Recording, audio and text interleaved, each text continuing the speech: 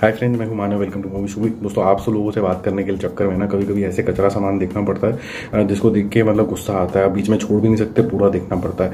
तो अभी मैंने जो सीरीज कंप्लीट करी उसका नाम था देव DD2। अब ये एक डायरेक्ट सीक्वल है सीजन 1 का।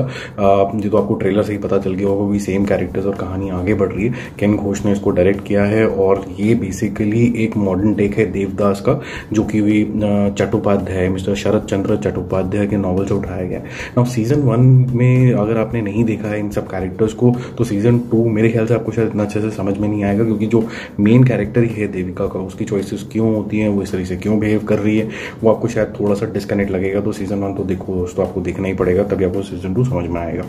तो देव DD जो है 1 और 2 बेसिकली देवदास का रिवर्स इंजीनियर्ड वर्जन है। यहाँ पर वुमन को ऐसा बताया गया है कि वो अपनी चॉइसेस खुद लेती हैं, तो उन्हीं के लाइन से लिखा गया है।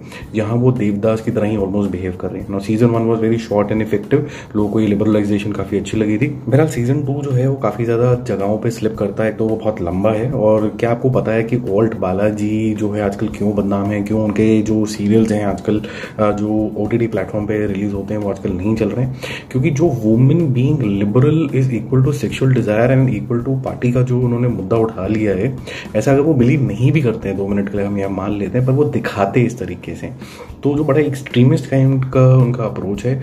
अगर आप देखें कि अगर मैन के डायमेंशन से अगर आप देखें कि ये आदमी लिबरल है, तो वो अपनी चॉइसेस किसी भी चीज़ के लिए, करियर के लिए, अपने पार्टनर के लिए, जैसा उसको जीवन जीना है उसके लिए वो ले सकता है। सिर्फ सेक्सुअली ब्रैकेटेड नहीं होता। And same goes for a woman also. That's how we understand this.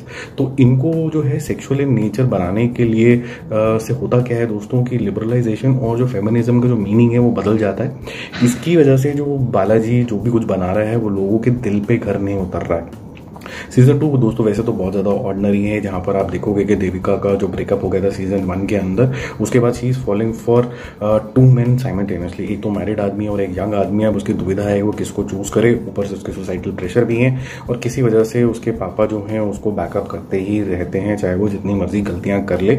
मेरा प्रॉब्लम यहाँ ये आ जाता है कि पापा अपनी बेटी को क्या टीचिंग देना चाहते हैं और उसकी गलतियों से कैसे उसको सुधारना चाहते हैं। मैं ये नहीं कह रहा हूँ लिबरल ना हो, मैं ये कह रहा हूँ कि उसकी जो लाइफ जैसे चल रही है उसमें उनका कंट्रीब्यूशन रियल क्या है, तो क्या सीख देना चाहता है, क्या मैसेज ये देना चाहता है ये पर्टिकुलर OTT सीरीज। दोस्तों मुझे इतना ज़्यादा समझ में नहीं आया है ये, क्योंकि ये बहुत ही बिखरी हुई तरीके की सीरीज है।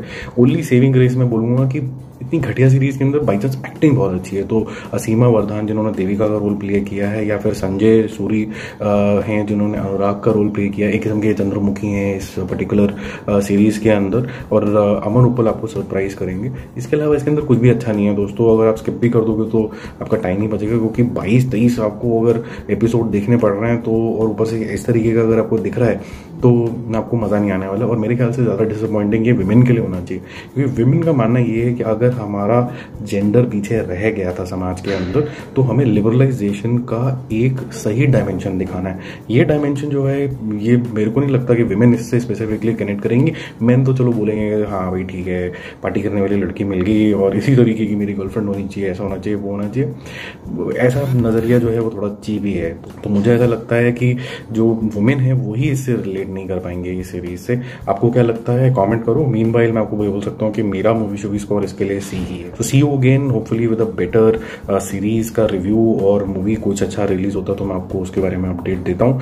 और meanwhile don't forget to subscribe the channel, और अगर आपको ये वीडियो अच्छा लगा है तो शेयर करो। Let's increase the movie Shuvi community. See you.